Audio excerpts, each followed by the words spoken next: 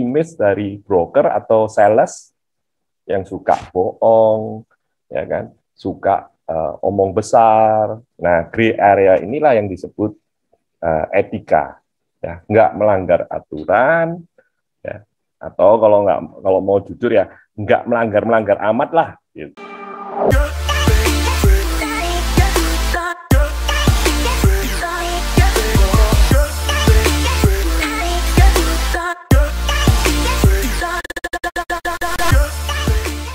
Salam sehat, salam properti. Nah, hari ini saya terbang ke Surabaya nih, ketemu suhunya properti di Surabaya nih. Pengalamannya udah hampir 30 tahun. Siapa yang nggak kenal beliau? Saya bacain deh, beliau adalah Yapet Kristanto, ya, dari Surabaya, ya. Jadi sebagai public speaking expert for property business. Jadi memang di industri properti ini, buat subscriber saya yang nonton YouTube saya ini, kalau ada komen silakan komen di bawah. Kalau ini bermanfaat, berguna, saya minta di-share atau di-like supaya saya lebih semangat lagi nih. Nah, Pak Yapet ini sebagai strong ability as consultant property mindset development in Surabaya. Wah, di Surabaya. Ntar saya akan sedikit nanya PPKM di Surabaya seperti apa sih, Pak Yapet, karena kita kan tahu nih Jawa, Bali, Surabaya denger-denger nih udah, iya, wah, entar saya tanya-tanya ke beliau. Cuma kita lihat education-nya 1979 sampai 82 dia di Civil Engineering Petra Christian University di Surabaya, ya, terus 84 sampai 88 Bachelor Economy from University of Surabaya, working experience nih, wah, ini pengalaman kerjanya ini panjang banget nih ya. Jadi 83, 88, 83 saya masih SD itu, Pak. Wah, masih muda ini, Pak. Masih muda, saya milenial nih, Pak. Pak Yapet. Jadi self-employed, jadi owner pemilik dari of electronic shop in Surabaya. Terus dari 88, 90 auditor and consultant of Wolfray and Henny Public Accounting Office. Ya, berarti Bapak pernah di accounting juga ya. 91-92 Finance Manager di Opdarmala RSIA Real Estate Industry, ya, grup Darmala di Surabaya. Finance Manager di Grand Interwise Company di Surabaya juga. Nah, 92 sampai 2005 yang ini nih saya akan lebih tanya nih. 92 sampai 2005 beliau adalah Direktur Era Jawa Timur, ya, Jatim Reati, Direktur Era Jatim Reati, ya, subsidiari dari company dari Darmala Group. Kita tahu bahwa Era dulu di Darmala Group, ya. 2000 sampai sekarang trainer, konsultan, and public speaker dari property business. 2005 sampai sekarang dulu Direktur Era Indonesia. Jadi Bapak sekarang menjabat sebagai Direktur Era Indonesia. 2016 sampai sekarang Assessor of Real Estate Broker Lisensi. Jadi sebagai asesor juga. Ini Bapak pengalaman di propertinya banyak banget ya. Kalau di organisasi saya bacain terakhir aja deh, Pak, organisasi, Pak. Karena Bapak juga dari 2018 sampai sekarang di Arebi Jawa Timur, DPD Jawa Timur sebagai Dewan Kode Etik ya, Pak ya. Kalau bicara Dewan Kode Etik, ada istilahnya sesama biskota dilarang saling mendahului. Jadi kita bicara sedikit mengenai kode etik, karena di YouTube saya kebanyakan bicara ada histori, karena kalau bicara histori, pengalaman Pak Yapet panjang banget. Pak Yapet, selamat sore, apa kabar Pak Yapet? Selamat sore Pak Marco. Selamat sore ini untuk pendengarnya atau penggemarnya Pak Marco ini. ini backgroundnya mantap nih, nomor 1 property agent di Indonesia gitu, Era. Pak, saya mau nanya ke Bapak, sejarah Bapak masuk di Era, sedikit cerita dong di sini, Pak. Oke, jadi tahun 92, ya, waktu itu saya masih menjadi bagian dari Darmala Group yang sekarang namanya Intiland, ya. Intiland Group. Nah, tahun 92 Era Indonesia baru jualan franchise di Jakarta. 92, karena di Jakarta cukup laku, mungkin sekitar 20-an franchisee. Nah, untuk Surabaya atau di luar Jakarta ini katanya orang nggak paham ini bisnis apaan, broker properti gitu kan. Nah, Ya. maka si big boss-nya itu Pak Hendro Gondokusumo itu memerintahkan anak perusahaan yang di Surabaya, ya, yang waktu itu Hmm. masih namanya Dharmala Land. Hmm. Hmm. Nah, saya adalah bagian dari Dharmala Land, walaupun saya di bagian industrial estate-nya sama di industri di luar perumahan yang perhotelan. Gitu. Nah, saya kemudian dicomot untuk mimpin kantor broker yang pertama di kota Surabaya, namanya PT Era Jatim Realty. Seperti itulah mulainya. Nah, sebelum buka kantor tentu ya training lah di Singapura dan lain-lain. Nah, karena saya dapat training yang cukup matang di Singapura, dari era Singapura, yang saat ini juga memiliki era Indonesia alias era Asia Pasifik, ya otomatis saya menerapkan semua yang saya dapat lah di Surabaya. Mungkin kalau teman-teman yang sudah lama di R&B, saya juga ikut mendirikan R&B DPD Jawa Timur. Ya kan? Nah, kalau tahu di Surabaya, ya sudah tahu banget lah kalau era awalnya kami arahkan betul-betul untuk bekerja versi saya ya, secara profesional dalam arti dengan perjanjian eksklusif listing. Seperti itu. Ya, berkembang terus tahun 2005 kantor Era sudah lebih dari 10, maka Era Indonesia sebagai pemilik juga dari Era Jatim, saya ditarik ke Era Indonesia. Nah, Era Jatim ada wakil yang saya tempatkan di sana. Sampai hari ini, karena Era Indonesia tahun 2019 di take over dari grup dari kepemilikannya bosnya Intiland, di take over oleh Era Asia Pasifik. Nah, saya ditarik ke Era Indonesia secara penuh. Era Jatim dikembalikan ke ownernya, ya, masih grupnya Intiland. Seperti itulah singkatnya. Jadi Bapak sekarang di Era Indonesia di Jatim sendiri, sorry Pak, saya agak miss, takutnya saya miss. Di Jatim sendiri Era masih banyak kan kantornya kan? Bapak pegang kan? Ini saya waktu di Era Indonesia tahun 2005, wilayah kerja saya itu Indonesia Timur. Jadi termasuk di Kalimantan, Sulawesi, Bali, Timor, Lombok. Gitu. Jadi kantor Era Jatim sendiri itu adalah satu kantor franchisee. Bukan kantor yang menguasai Jawa Timur, bukan. Ini yang suka confuse gitu kan. Ini sebuah nama franchisee saja gitu. Iya. Sebetulnya di Era nama franchise itu nggak boleh nama daerah, nggak boleh itu Era Jatim itu nggak boleh. Cuman waktu itu tahun 92 kan masih baru Era Indonesia, ya kan. Jadi penamaan Era Jatim yang sebetulnya nggak boleh karena pakai nama lokasi itu, akhirnya diizinkan gitu loh. Jadi ya berkelanjutan sampai sekarang. Selain Era Jatim nggak ada loh brand lain. Selain Era Jatim, Era Bandung.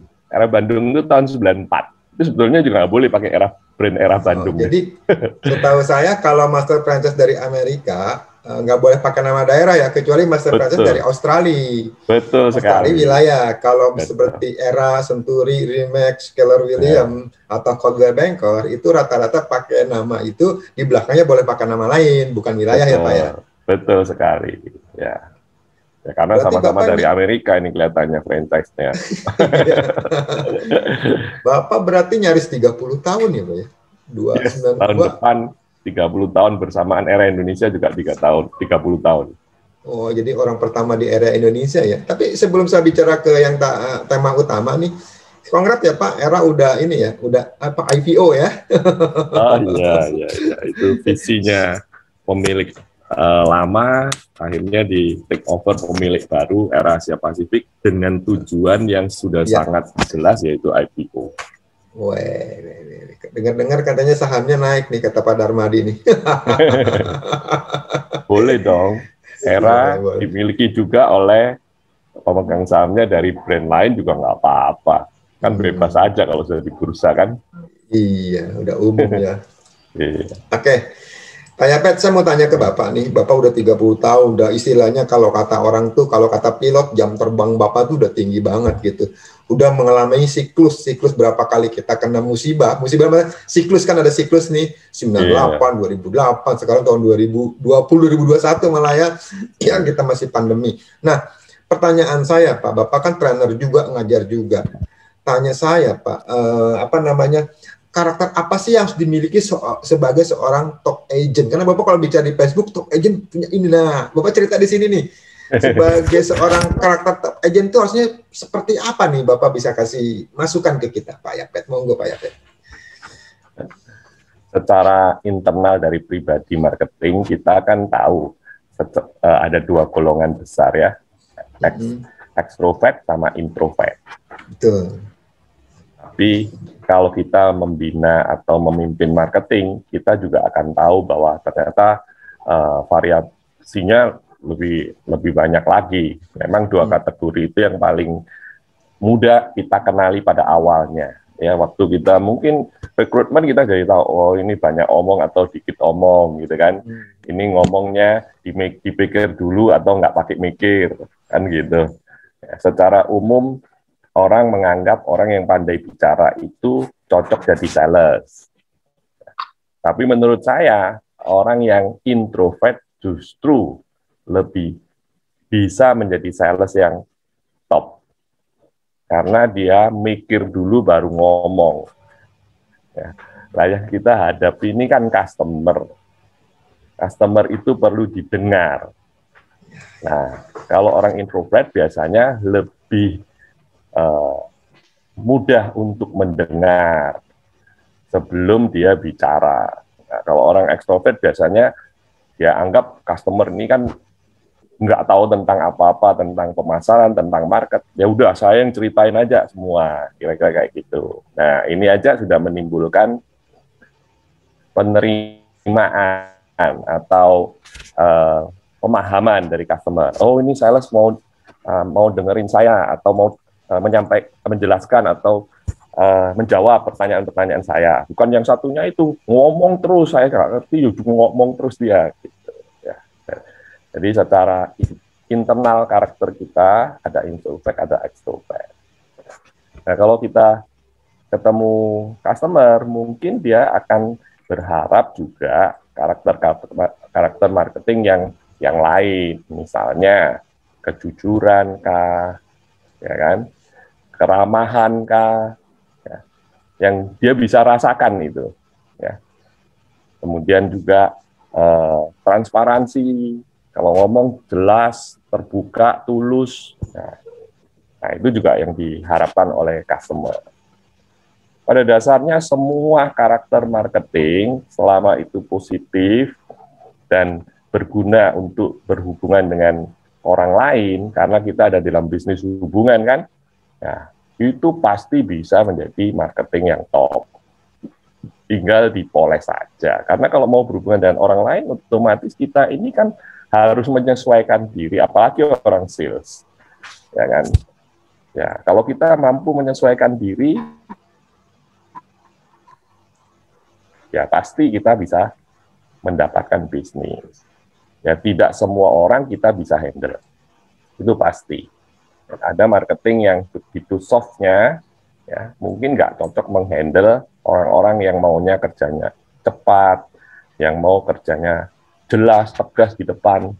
Tapi ada marketing yang tegas dan jelas, nggak cocok handle orang tua, yang maunya pelan, yang maunya nggak usah terlalu bicara bisnisnya, bicara hubungan dulu, cerita-cerita dulu tentang masa lalu mungkin, karena orang tua nggak punya masa depan, ceritanya kan masa lalu, perlu didengar. Gitu. Ya, seperti itulah kira-kira kalau mau bicara karakter. Tapi semua punya peluang untuk sukses, asal mau membuat penyesuaian-penyesuaian yang cocok untuk jadi orang sales. Berarti ya saya garis bawahi tadi Bapak bilang yaitu sebagai marketing sukses itu sebenarnya marketing yang bisa mendengar Pak, bukan banyak bicara ya Pak Yapet ya. Betul sekali. Betul sekali. Jadi kita banyak bertanya, banyak mendengar. Semakin kita banyak mendengar, semakin tahu kebutuhan customer kita, makanya kita akan semakin jago untuk menjual, untuk sellingnya, itu kan ujung-ujungnya kan closing ya. Selain itu juga tadi Pak Yapet bilang ada namanya unsur kejujuran. Kadang-kadang kan marketing pengennya closing, pengennya mencapai target, akhirnya ngomongnya dilebih-lebihkan, ya. Akhirnya dia tidak transparansi, ujung-ujungnya kan dia cuma beli sekali, tidak repeat order. Sayang aja, betul nggak sih Pak Yapet? Tepat sekali. Walaupun sebagian paradigma dari marketing, orang berhubungan dengan dia untuk urusan properti, mau berapa kali sih seumur hidup? Ya kan? Betul. Kalau kita bicara orang Indonesia, properti life cycle-nya, ya, rata-rata menurut analisa saya sih, adalah kira-kira 10-15 tahun. Ya, mungkin yang kelas menengah ke atas bisa lebih pendek. Karena orang Indonesia itu sudah sangat minded sebetulnya kalau punya duit mau investasi ya properti.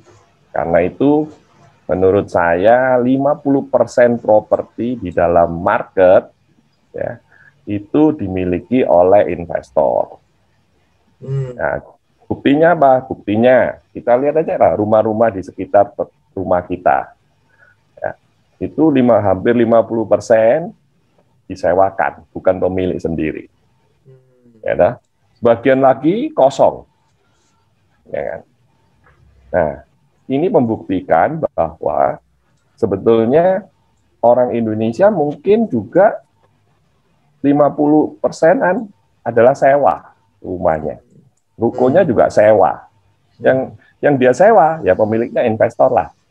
Seperti itu. Nah, tadi kita kembali, saya ngomong soal kenapa sih perilakunya marketing maunya jadi closing pakai cara apapun, ya kan?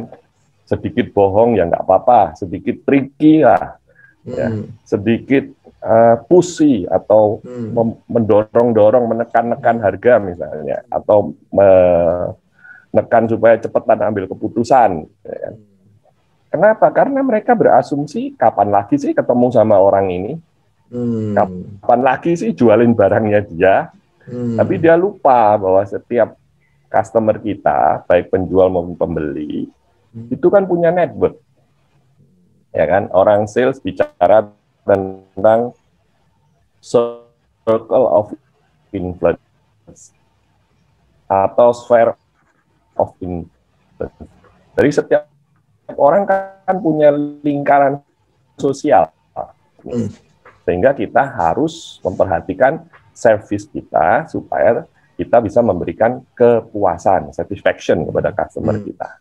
Karena dengan satisfaction itu orang kalau kita minta testimoni dikasih, ya kan? Dan testimoni itu kita next business lebih mudah meyakinkan customer baru. Ini loh, saya ada buktinya loh, ya kan? Apalagi kalau testimoni kita itu yang ngasih kenal sama dia kenal sama yang ngasih kita testimoni, ya kan?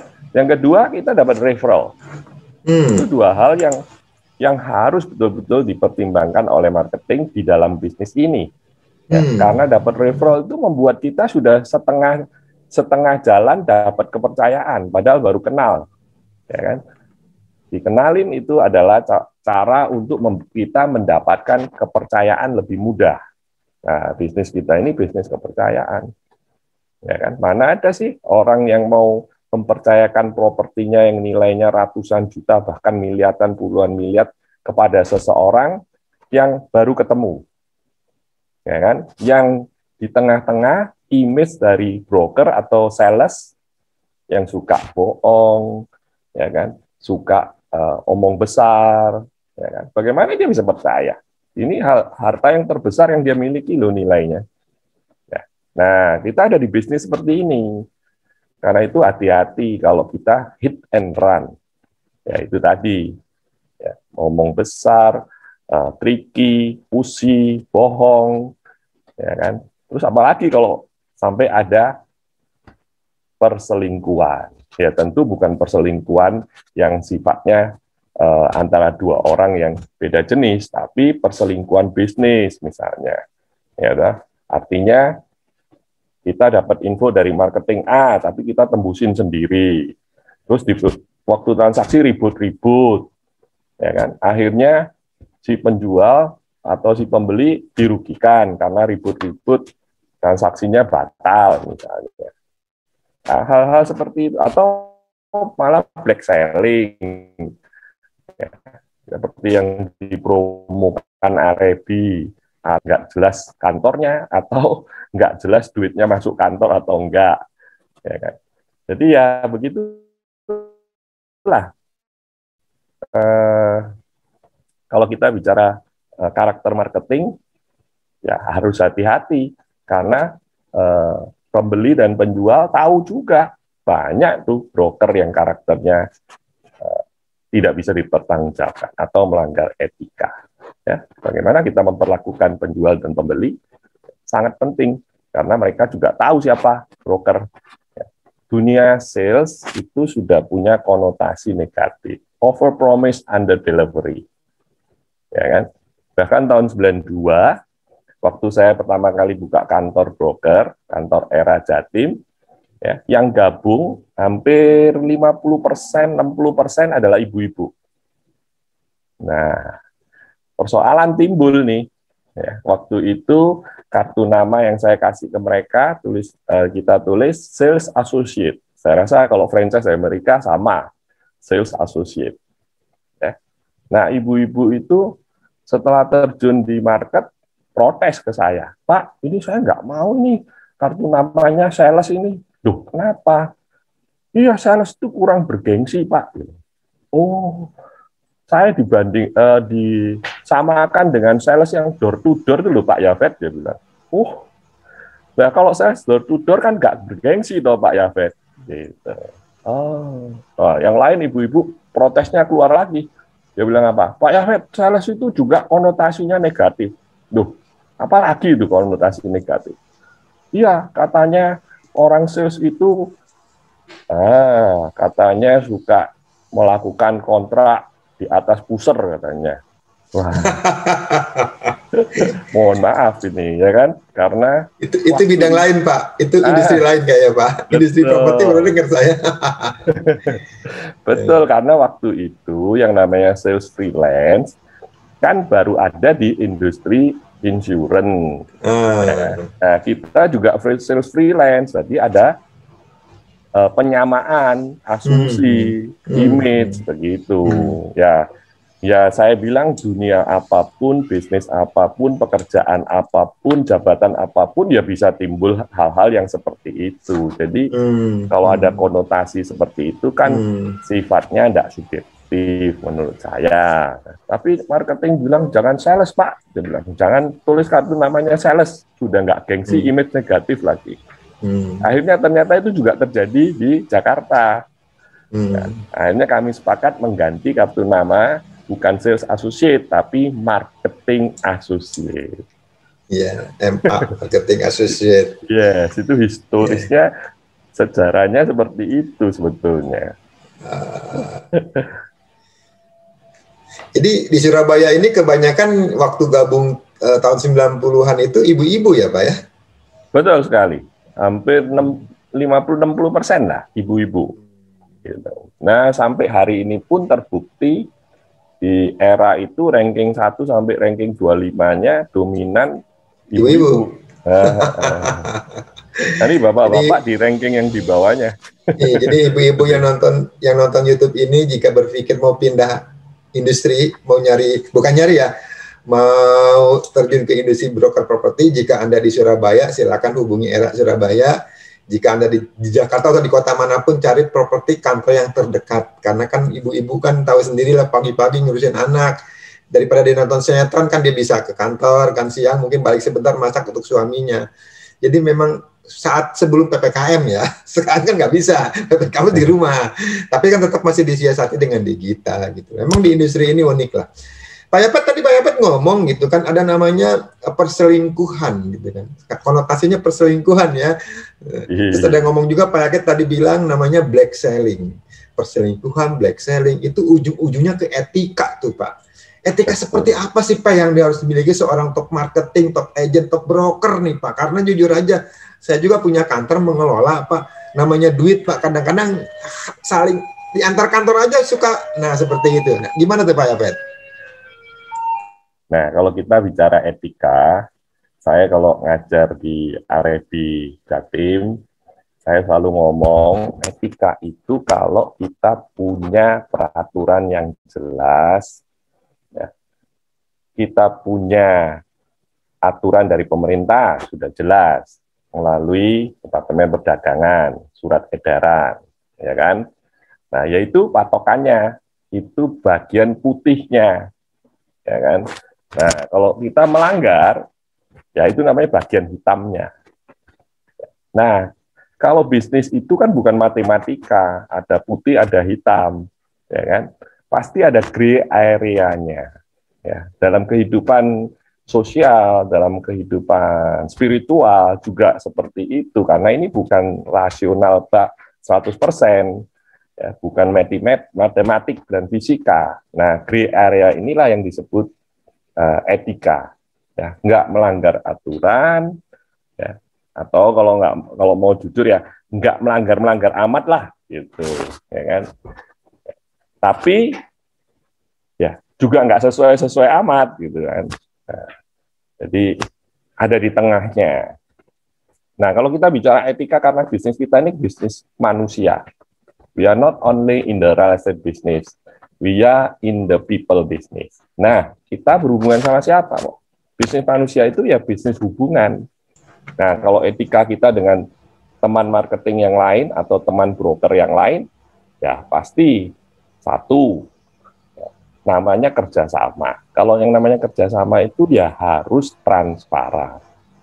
Ya, kalau saya ngomong sama marketing, kalau kamu mau ngajak co-broking, karena kita tahu saat ini di market ini komisi itu beda-beda, ya kan? Karena Depdak sendiri aturannya juga ada range-nya, ya kan, dari 2 sampai 5% mungkin, ya kalau jual beli, ya. Nah, berarti harus tanya dulu dong kalau mau jualin barang temen, komisimu berapa, kan begitu. 2% kah, 3% kah, supaya kamu nggak menduga-duga, ya. Jangan-jangan yang kamu ajak kerjasama itu komisinya cuma 1%, ya kan? Kalau kamu sebagai broker mau ngambil kok listing yang komisi 1%, kenapa broker lain nggak boleh? Ya kan? Lupa itu kan melanggar. Ya, kalau pelanggarannya sudah sampai di level tahu sama tahu, ya sudahlah. Kalau kita mau bicara etika ya transparan aja lah. Kalau di sisi pelanggarannya nggak usah dibahas saja. Kita bahas, kita bisa kerjasama nggak? Tanyain komisinya. Ya. Yang kedua, yang paling penting bicara etika kalau kerjasama ya tanyain perjanjiannya ada nggak. Ya kan? Jangan kamu berasumsi kalau saya ini kerja selalu ada perjanjiannya. Jangan berasumsi kalau teman broker yang lain juga ada perjanjiannya. Kan begitu ya. Kita menghargailah dia mungkin masih dalam level belum menggunakan perjanjian secara rutin, ya kan? Dia ada dalam level yang sedang belajar untuk menuju ke sana. Ya. Kalau kita bicara semua broker di Indonesia sudah standar komisinya, sudah pakai perjanjian semua, ya kan? Saya yakin itu semua broker perorangan, broker tradisional, ya sudah hijrah semua jadi broker yang profesional. Ya, kalau saya profesional, customer selalu kasih saya standar commission nih, ya kan? Kalau saya nggak profesional, nggak pakai kantor, nggak anggota R&D, ditawar-tawar habis-habisan. Ya mending saya bikin kantor lah. Nah, sekarang kita tahu nih kenapa ya broker-broker tradisional, broker perorangan yang katanya broker independen itu kok masih banyak. Ya, jangan salahkan orang lain.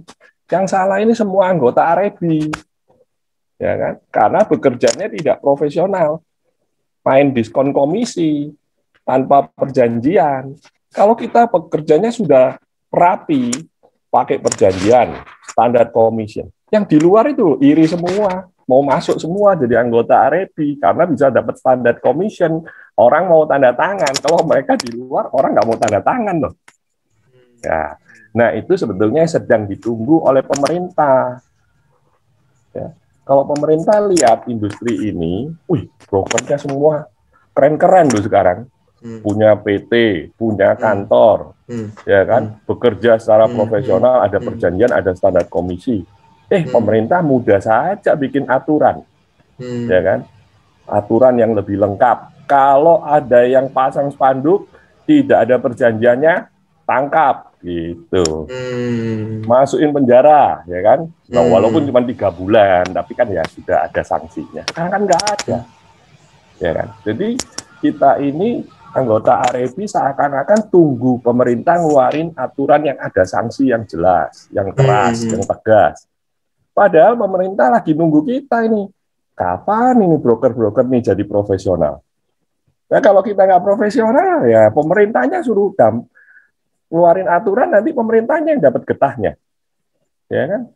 Dapat getahnya apa? Diprotes nih sama broker-broker perorangan, broker tradisional. Pemerintah, kamu ini ngilangin kerjaan gua nih, ya kan? Ya, masa gua pasang spanduk ditangkap, ya kan? Lo broker tradisional itu protes, itu broker yang anggota AREBI komisinya juga 1% kok, habis kita. Pemerintahnya juga susah menghadapi kebutuhan lapangan kerja. Kalau kita bisa menyerap broker-broker tradisional perorangan ini masuk ke dalam industri dengan profesional, pemerintahnya happy-happy banget lah. Gitu. Nah, kalau etika kepada customer, nah ini kembali problem dari industri kita itu, ya kalau kita bicara kerjasama bisnis, mana ada sih kerjasama bisnis yang nggak ada perjanjiannya? Ya, nggak ada. Pemerintah sudah pakai surat edaran Menteri Perdagangan itu harus ada perjanjian, tapi broker yang mampu menerapkan nggak banyak. Udah gitu perjanjiannya juga kayak perjanjian terima pembantu rumah tangga saja kontrak, ya kan? Ya enggak. Nah, kan susah kalau broker kerjanya kayak gitu. Perjanjian yang ya nggak usah yang lengkap secara hukum, tapi ya yang ada klausul-klausul yang saling mengikat, yang win-win, yang tidak membuat orang lupa, ya pernah tulis komisi, lupa kalau perjanjiannya ada periodenya. Nah, kalau kita di industri ini mau bicara etika, kerjasama itu harus ada perjanjiannya. Ya. Bukankah ada cerita, kalau kita mau jadikan teman kita itu musuh, ya, lakukan 2 hal saja. 1, ajak dia kerjasama bisnis tanpa perjanjian yang jelas. Ya, karena semua bisnis hampir 50% rugi dalam 1 tahun pertama, bahkan dalam 2 tahun pertama, bahkan tutup. Nah, bagaimana kita totalan sama temen, ya, atau sama family, kalau kita nggak pakai perjanjian yang jelas? Ya. Yang kedua, kalau kita mau jadikan teman kita musuh, ya pasti kita nggak mau lah. Maksudnya, cegahlah kalau kamu tidak mau itu terjadi. Ya, kasih dia utang duit. Kalau ada temanmu datang mau utang duit, kasih aja. Ya, nggak lama pasti kamu musuhan sama dia. Kenapa? Ya kan? Karena orang utang kadang-kadang lebih galak sama yang ngutangin ya. Betul. Iya. Tapi intinya bukan itu. Intinya, kalau kita mau ngutangin teman, kasih hutang sebesar yang kita rela nggak dibayar. Ya, kalau itu belum menyelesaikan masalahnya dia, ya, tugas kita adalah membantu dia, ya, mendapatkan sindikasi hutang, istilah kerennya. Sindikasi apa tuh Pak? Sindikasi? Nah, sindikasi itu artinya mengajak teman-teman yang kenal sama dia semua untuk kasih utang ke dia, tapi nilainya nggak usah besar-besar supaya nanti terkumpul semua jadi cukup besar. Kenapa nggak usah besar-besar? Supaya kalau nggak dibayar nggak sakit hati. Mending utangnya nggak dibayar daripada kehilangan teman. I see. Ya, nah ini persoalan yang sering dihadapi oleh marketing atau broker properti, yaitu berhadapan dengan teman yang mau jual properti, berhadapan dengan saudara yang mau jual properti. Ya, gara-gara jual properti ribut, pertemanannya bisa hancur atau menjadi kaku hubungannya. Dengan saudara juga begitu sama. Kenapa? Karena nggak ada perjanjiannya. Itu. Nah, tapi karena nggak profesional, ya yang diharapkan profesional ya brokernya lah. Karena nggak profesional, yang dilakukan apa? Ya sudah, sesukanya aja. Sesukanya si saudaranya, si temannya. Mau open ya sudah, nggak apa-apa gitu. Nah, kalau itu terjadi, open listing, terus yang namanya open listing kan berisiko konflik, ya kan? Pembelinya dia nanti ternyata juga nyebrang ke penjual langsung. Nah, teman kita sebagai penjual nggak tahu kalau pembeli itu sudah berhubungan dengan kita. Kita mau nagih komisi sungkan, nggak nagih komisi itu, ya dodo mentoknya sakit, gitu kan? Akhirnya jadi apa? Hubungannya kan jadi, orang Jawa bilang kagok doh, kaku doh. Ya, ada ketidakterbukaan, ketidaklegaan di dalam transaksi itu. Ya kan? Pembeli itu kan juga bisa curang. Waktu kita antar ke sana, ya, dia bilang nggak cocok. Ya. Tapi setelah itu dia utus anaknya untuk ketemu sama teman kita yang jual rumah itu. Terus jadilah closing. Kita mau kasih tahu teman, nanti dia merasa kita ini mengada-ada. Kita kasih tahu, tahu nggak lu, yang beli rumah lu itu sebetulnya anaknya pembeliku loh. Kamu nggak ngomong dari awal. Ya jadi gimana komisiku? Waduh, aku sudah ditekan-tekan loh harganya. Jadi aku nggak bisa ngasih komisi. Gimana sikap kita? Ya kan? Jadi buat bisnis yang tidak ada perjanjian, kerjasama bisnis itu betul-betul amatiran. Atau bukan cuma amatir, sorry, dalam tanda kutip kampungan. Kampungan. Betul. Kita ini berhadapan dengan komisi yang nilainya jutaan, puluhan juta, bahkan bisa ratusan juta. Kok kita memperlakukan bukan seperti bisnis as usual, tapi memperlakukan seperti dagang sapi, dagang di pasar basah. Kalau mau bicara etika ya saya harus ngomong terang-terangan. Ya, bekerja sama dengan penjual tanpa perjanjian dan tidak dengan standar commission itu pelanggaran etika. Nah, kalau ukurannya itu Pak ya, kan semua broker 90% bisa melanggar etika nih. Nah, saya kan sebagai trainer lah, sebagai konsultan lah, saya harus bicara apa adanya yang benar. Soal nanti di lapangan ada penyimpangan, ya terserah masing-masing lah, ya kan? Seperti itu. Jadi pada intinya sebelum kita berhubungan, kita sebagai marketing ya, jadi kalau ada orang nitip ke kita, seharusnya tuh ada namanya kesepakatan jual beli yang harus ditandatangani hitam di atas putih, supaya ntar ujung-ujungnya tidak ada penyimpangan. Karena si owner aja kan kadang-kadang bohong ke kita udah bawa bayar sama owner, apalagi kalau owner tinggal di rumah tersebut ya. Si baru udah tahu nyelonong, apalagi kalau sekarang si ownernya pasang papan tanda spanduk gitu loh. Dia punya Facebook sendiri, wah marketing nggak profesional banget. Kadang-kadang ya kita dibohongin, apalagi kita dapat listingnya dia nggak kena deket sama kita. Jadi harus ada perjanjian atas hitam putih. Lebih bagusnya Pak Yapet mungkin ya ada namanya tuh eksklusif kali ya Pak ya. Karena kalau open kan bisa di kanan kiri, bisa disodok juga ya Pak. Menurut Pak Yapet gimana tuh? Betul sekali. kalau kita bicara eksklusif listing, pasti konotasi dari penjual, wah itu terikat tuh, nggak mau saya. Ya. Kalau udah terikat, konotasi berikutnya adalah, wah itu rugi dong saya, kamu kerja sendiri, ya kan?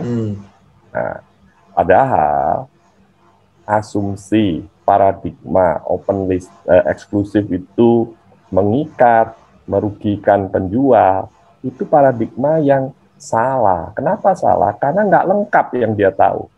Nah, siapa yang tahu kalau eksklusif itu menguntungkan, ya kan? Eksklusif itu membuat dia mendapat peluang yang lebih besar. Yang tahu ya broker. Ya, persoalannya broker ini mau menghadapi penjual dengan mengedukasi, atau broker ini mau menghadapi penjual dengan menjadi yes man. Ya, karena penjual sekarang kalau ketemu broker selalu ngomong apa? Aku maunya open tuh ya, aku nggak mau terikat tuh. Nah, kan gitu. Kemudian apalagi setelah ditambahin open, ya, aku nggak mau tanda tangan ya perjanjian. Nah, nanti lu, ya kan? Nah, kalau kita nggak menjelaskan, kalau kita tidak mengedukasi, mana bisa. Satu, yang penjual-penjual yang sudah berpengalaman pun, pengalamannya adalah pengalaman yang salah dalam berhubungan dengan broker. Ya, jadi perlu kita edukasi. Yang kedua, yang nggak pengalaman, nggak pernah jual rumah, baru pertama kali, ya lebih celaka lagi. Dia diceritain sama yang pengalaman, lu jangan mau diikat sama broker ya, gitu. Ya. Nah, kalau kita berserah kepada market, ya, market ini akan menuju kepada jurang kehancuran. Ya. Kalau kita nggak memperbaiki, kalau kita tidak mengedukasi, ya, maka yang terjadi adalah, kenapa saya bilang jurang kehancuran? Karena akan terjadi yang namanya persaingan yang tidak ada standarnya. Itu adalah persaingan yang menurunkan standar. Dan setiap penurunan standar akan diikuti dengan persaingan penurunan standar berikutnya. Ya. Nah, kita tahulah di Jakarta pasti populer lokasi-lokasi tertentu yang komisinya 1%. Ya kan? Di Surabaya juga ada itu yang kayak gitu, tapi sedikit. Ya kan? Nah, apalagi kalau nanti di masa booming ya, di masa booming market itu, properti ini industri yang akan ya mendatangkan lebah banyak, lebah dari mana-mana, dari hutan pun datang. Ya kan? Kenapa? Ya semua pengen jadi broker. Sama di sisi yang lain dari industri ini, semua pengen jadi investor properti waktu booming. Nah, kalau sudah kayak gitu, masuklah broker-broker yang amati, gitu, yang dadaan, yang hit and run, ya, yang tujuannya jangka pendek. Termasuk investor juga begitu, investornya yang masuk ya hit and run, ya, yang jangka pendek, bahkan sangat pendek, bahkan investor yang belajar ilmu sesat dalam tanda kutip. Apa itu? Membeli properti tanpa uang, malah mendapat uang, gitu kan? Kalau menurut saya itu sesat. Itu ilmu sesat ya Pak Yapet? Ya, itu menurut saya ilmu sesat. Karena ini, mereka itu belajar dari Amerika, Pak. Ya, di Amerika bisa dilakukan itu. Membeli properti tanpa uang, malah dapat uang, ya kan? Kalau di sini nggak bisa lah. Di Amerika perbedaannya banyak. Misalnya, membeli properti tanpa uang karena angsurannya itu bisa dibayar pakai uang sewa. Uang sewanya kenapa bisa buat ngangsur? Karena uang sewanya besar di sana. Nah, kenapa di Amerika bisa uang angsurannya kecil? Karena dia bisa 30 tahun. Ya. Teman saya di Amerika sudah umur 50 tahun minta KPR atau loan, home loan di sana. Bisa sudah umur 50 bisa dapat 30 tahun, Pak. Ya kan? Di sini umur 50 tinggal 5 tahun, Pak. Kalau tinggal paling banter tinggal 10 tahun. Kan begitu. Kalau masa angsurannya panjang kan otomatis angsurannya per bulannya kan rendah. Ya kan? di sini walaupun sudah KPR katakanlah 20 tahun lah paling lama ya, angsurannya nggak mungkin bisa di-cover pakai nilai sewa bulanan. Seperti itu. Lain Pak, Indonesia sama Amerika. Ya, udah gitu di sana transparan Pak. Ya, misalnya soal penilaian properti. Ya. Kalau di sana menilai properti itu gampang, karena datanya lengkap. Ada data di NAR. NAR itu asosiasinya broker di sana. Jadi kayak RFB-nya nih. Ada data listing lengkap seluruh Amerika. Ada day on market. Jadi laku berapa hari saya tahu. Kemudian ada yang terjual. Data sold-nya ada. Ya. Jadi kalau kita mau ngitung harga pasar tuh gampang. Kalau di sini nanti transparan banget ya Pak di sana ya? Transparan banget. Kita aja mau minta datanya aja, kita umpet-umpetan ya Pak. Harga transaksi, harga NJOP, harga di bawah NJOP. Nilainya supaya pajaknya nggak gede, waduh. Iya, jadi di Indonesia walaupun ada yang pegang data sold, tapi datanya juga data semu karena transaksinya sendiri kan disiasati oleh penjual maupun pembeli, bahkan brokernya ikut mendukung, ya kan? Sesuai NJOP zaman sebelum tax amnesty, NJOP sangat populer, jadikan standar, kan begitu. Jadi ya sudahlah, kita ini berada di industri yang masih berkembang dan kebetulan berkembangnya masih jauh untuk dikatakan dewasa. Ya kan? Jadi kalau kita bicara apa namanya, investor, waduh itu ada training-training yang kayak gitu. Ya, kita sebagai broker, waduh kita juga menghadapi itu investor yang habis training dalam kutip ilmu sesat itu. Nah, cari kita untuk kita bohongin bank. Transaksinya 2M, suruh ngomong 2,5M, supaya kreditnya keluar 2,1M, 2,2M, ya kan? Sehingga nanti si investor nggak usah keluar duit, malah dapat duit. Seperti itu. Ya, ya kalau sudah paham, nggak apa-apa.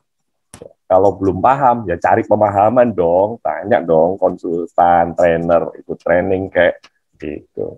Supaya jadi broker nggak cuman tahu hal-hal yang sederhana, transaksi yang biasa-biasa saja.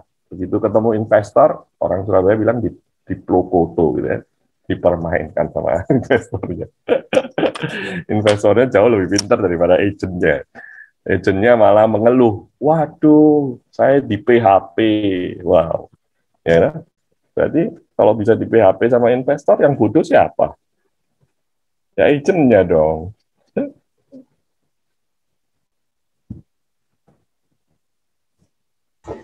Pak Yapet, ini kalau ngomong mengenai sekitar industri broker nih kayaknya nggak bisa kupas sejam lebih nih. Tapi saya mau ke intinya aja nih Pak. Nah, ini kan kita lagi ada PPKM darurat. Orang-orang mungkin lagi mikir, Pak, Bapak punya ini nggak? Punya pemasukan atau inputan atau strategi di saat PPKM darurat? Apa sih Pak yang harus dilakukan sebagai seorang top agent atau top marketing atau yang perlu dilakukan juga untuk member brokernya atau pemilik kantornya? Nih Bapak kasih masukan nih ke kita nih yang nonton YouTube ini, mungkin ide-ide Bapak bisa dipakai buat mereka yang nonton seluruh Indonesia ini nih Pak. Monggo Pak Yapet, tip dari Bapak nih. Kalau menurut saya, sekarang ini kekurangan kita ini kan cuma satu, ya, yaitu terbatasnya kesempatan bertemu alias tatap muka. Ya. Tapi kita ini harus bersyukur, karena kita berada pada situasi seperti ini yang membatasi pertemuan, tapi kita ini sudah dapat bantuan luar biasa dari teknologi. Kayak saya sama Pak Margo ini kan, ini luar biasa kan. Ya, sebelum ini nggak pernah kebayang kita memanfaatkan Zoom seperti begini secara besar-besaran. Betul nggak? Nah, kalau kita mau bicara, apa sih ketemu sama penjual? Mau apa? Listing. Ya kan? Mau presentasi. Ya Zoom saja lah. Ya, apa susahnya? Ya kan? Kemudian, kalau mau minta dokumennya, ya video saja lah. Ya. Penjual juga mampu video. Memang penjual nggak punya anak yang milenial, ya kan? Dia juga bisa buat video kok, ya kan? Apalagi kita dibantu juga toh oleh aplikasi atau software yang bisa membuat rumah pakai video virtual, ya kan? Ya itu kalau rumahnya memang worth it, ya harga 10 M kayak buatin dong video virtualnya, ya kan? Apa sih yang jadi hamba dulu? Nanti kalau sudah serius, jadi dikurangin lah untuk ketemu, dikurangi untuk tinjau lokasi. Nanti kalau sudah pilih-pilih, sudah cocok, finalisasinya ya sudah, kan sudah serius berarti. Penjual juga tahu nih pembeli sudah serius. Ya. Nah, apalagi ada satu catatan lagi. Tadi saya sudah ngomong, ya, 50% pemilik properti di Indonesia adalah investor. Jadi sesungguhnya rumah itu kosong atau rumah itu disewakan. Ya, jadi peluangnya nggak habis, peluangnya masih ada. Ya, yang kosong, yang disewakan kan masih bisa. Ya kan? Nah, kalau memang dia merasa penyewanya tidak kooperatif, ya, ya sudah di video saja. Ya. Dan memang pada zaman PPKM ini, pandemik ini, kita tahulah properti ya harus realistis kan. Ya, ada diskon pasti. Kalau yang nggak ada diskon itu mungkin ada, tapi ya 10% dari lokasi yang kita tahu pasti mungkin nggak ada diskon, tapi 90% ada diskonnya lah. Seperti itu. Jadi manfaatkan teknologi, gampangnya seperti itu. Ya, kita sudah sangat beruntung berada di masa di mana teknologi itu sangat membantu kita. Ini saya ngomong-ngomong sama Pak Margo, ini kan kayak berhadapan muka beneran kan? Iya, Bapak di Surabaya, saya di Jakarta. Iya. Ekspresinya Pak Margo juga kelihatan banget, body language-nya juga kelihatan. Jadi tadi Bapak bilang memanfaatkan teknologi, dimaksimalkan gitu kan. Jadi tidak ada istilahnya kata give up, kata menyerah. Coba dibayangkan kalau pandemi ini terjadi tahun 1990. Jadi teknologi belum siap, wah puyeng kita ya. Nggak usah terlalu jauh begitu. Tahun 2000 aja kita sudah gelagapan, Pak. Jadi kita 2021, 2020 ini ada pandemi karena teknologi udah. Kita didorong untuk 5 tahun atau 7 tahun ke depan nih Pak dengan adanya ini ya Pak ya. Ya anak-anak sekolah nggak kepikir sekolah bisa virtual, bisa daring, yang nggak pikir nih. Ternyata ini didorong untuk 5-10 tahun ke depan. Sama juga nih sebagai broker juga didorong untuk memakai teknologi. Kalau nggak ya ketinggalan atau bahasa saya itu istilahnya dinosaurus Pak. Anda akan punah gitu. Pak, pertanyaan terakhir nih ke Pak Yapet nih, ini udah sore juga. Pak, harapan Bapak nih terhadap broker properti untuk pelaku industri ini dan kepada pemerintah apa nih Pak harapan Bapak di industri broker ini nih Pak? Monggo Pak Yapet. Sebetulnya saya tadi sudah singgung ya. Kita kalau terlalu berharap kepada pemerintah, kitanya yang kecewa. Ya, sama seperti Arebi. Waktu didirikan itu tahun 92, saya membentuk DPD Arebi Jawa Timur, anggotanya kalau nggak salah cuma 10. Ya, yang betul-betul berada di industri ini cuma 2. Itu pun yang satunya Collier Jardin yang tidak murni, tidak punya sales freelance gitu. Salesnya digaji cuma beberapa orang aja. Yang lain developer kecil-kecil. Jadi itu historisnya menunjukkan bahwa kita waktu itu sebelumnya belum waktunya bikin Arebi. Nah, Arebinya berharap, akhirnya baru tahun 2005 kalau nggak salah ya, keluar surat edaran Mendak gitu. Kemendak. Nah, ya. Kenapa pemerintah begitu lambat? Ya karena dianggap industrinya belum siap. Nah, berarti kita harus tahu. Ya, kesatu memang pemerintah ini urusannya terlalu banyak lah yang lebih prioritas. Kedua, pemerintah itu sesungguhnya menunggu kita. Menunggu pelaku industrinya. Kita ini siap nggak sih? Gitu. Jangan-jangan dikeluarin peraturan, malah anggota Arebi nggak memenuhi syarat semua. Misalnya. Ya kan? Nah, Nah, supaya eh, kita lebih cepat mendorong pemerintah untuk ngeluarin aturan seperti yang di Singapura misalnya. Singapura itu setahu saya sejak tahun 2013 itu kejadian yang pertama ada orang yang pasang spanduk di HDB. HDB itu rumah susunnya orang Singapura. Nah, dia pasang spanduk karena dia angkelnya jual rumah. Jadi itu rumah angkelnya, HDB-nya angkelnya, apartemennya angkelnya dia pasang spanduk. Ya, nggak pakai lama, Pak. Ya, beberapa hari kemudian dia ditangkap sama polisi. Karena ada broker yang tinggal di HDB itu, di rumah susun itu, lapor. Itu ada spanduk, tapi bukan anggotanya asosiasi broker. Nah, dia ditangkap. Kalau nggak salah masuk penjara 6 bulan. Nah, bukankah itu yang diharapkan oleh anggota AREBI? Pertanyaannya, ya, sudah siap belum? Jangan-jangan malah nanti yang ketangkap anggota AREBI semua. Ya kan? Nanti malah teriak-teriak lagi sama pemerintah. Ya kan? Aturannya terlalu keras tuh. Cabut dulu dong. Memangnya ada aturan bisa dicabut, dibatalin lagi. Ya kan? Kan nggak seperti begitu. Jadi saran saya untuk industri kita, ya, AREBI, ini deh, AREBI, ya, harus tunjukin bahwa kita ini organisasi yang profesional, yang ada langkah majunya. Jangan minta pemerintah yang maju, kitanya maju nggak? Ya, toh? Training kita maju nggak? Training kita membahas eksklusif listing nggak? Ya kan? Training kita memadai nggak? Seperti itu. Nah, kalau trainingnya sudah memadai, sudah dijalani nggak? Kalau nggak dijalani, kenapa? Nah, nilai apa yang RIB bisa berikan? Asosiasi nggak punya website. Websitenya isinya nggak banyak. Saya di Surabaya sejak tahun 94 membuat standar harga tanah pasar sekunder seluruh kota Surabaya. Sampai hari ini, setiap tahun 2 kali saya review, saya update harganya. Harga tanah seluruh kota Surabaya. Oke, jadi sudah 27 tahun. Ya, saya nunggu nih dari asosiasi AREBI, DPD yang lain atau DPC yang lain. Karena data saya sudah dipakai di AREBI sudah lebih dari 15 tahun. Memang awalnya saya buat khusus untuk era, tapi setelah AREBI saya lihat anggotanya sudah cukup beragam, ya saya anggap ya lebih baik saya serahkan ke AREBI lah, daripada saya kasih ke marketing saya, kemudian bocor ke marketing-marketing brand lain, ya sama saja.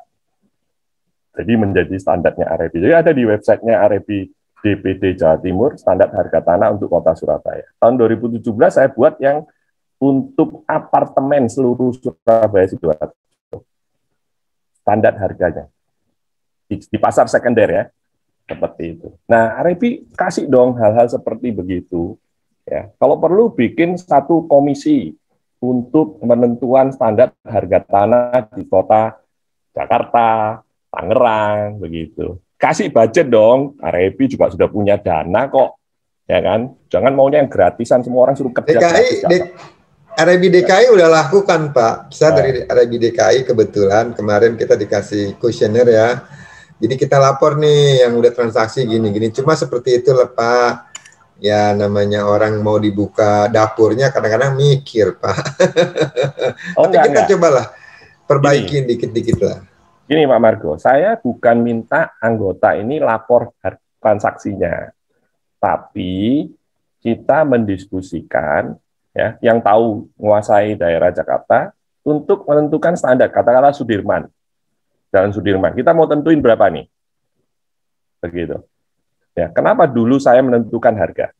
Salah satu misi saya, karena marketing saya sudah lebih dari 100, jadi saya nggak mungkin terima telepon, Pak, saya ada di jalan ini, Arjuna, berapa ini per meter? Nggak mungkin kayak gitu. Jadi saya buatin standarnya. Nah, kenapa saya bisa buat standar? Karena listing saya sudah ribuan waktu itu. Begitu. Jadi Jalan Arjuna saya tentuin harganya sekian. Kalau memang Jalan Arjuna itu ada potongan di mana ada yang kumuh, ada yang komersialnya sudah bagus, ya saya kasih dua range harga. Seperti itu. Nah, kalau Arebi bisa menentukan seperti itu, nggak usah minta harga transaksi, Pak. Itu suka jadilah rahasia dapur, Pak. Kadang-kadang customer juga nggak mau itu, ya kan?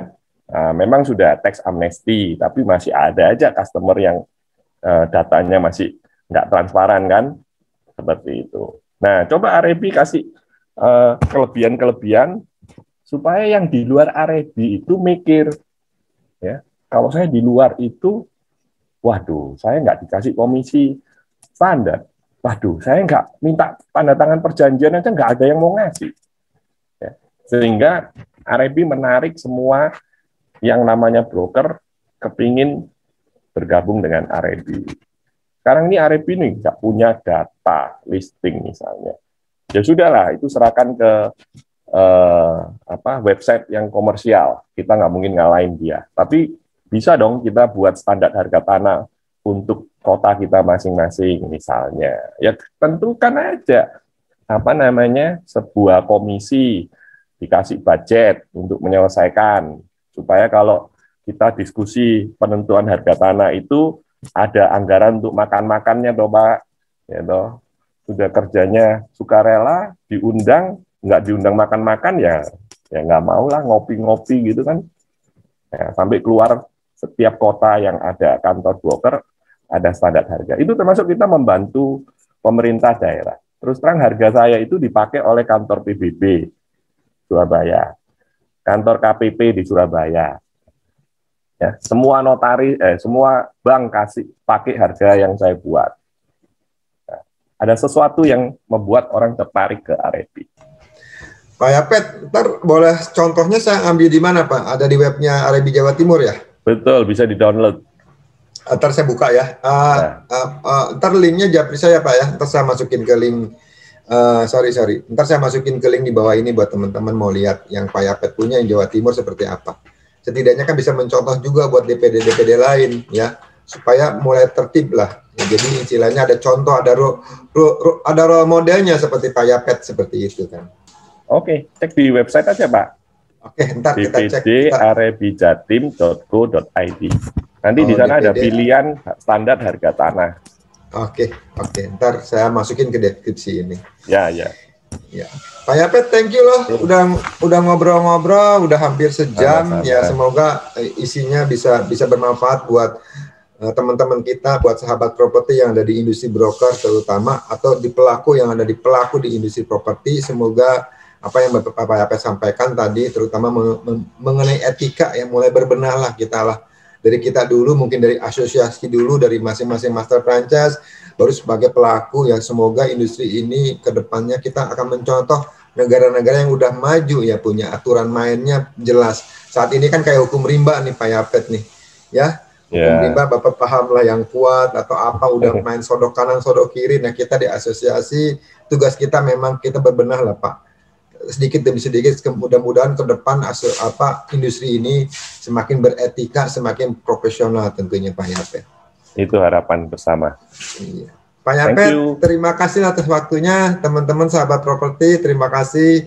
Sekali lagi mohon link ini di like, di share, sama di subscribe. Jika ini berguna, bermanfaat, silakan dibagikan ke teman-teman yang ada di industri properti.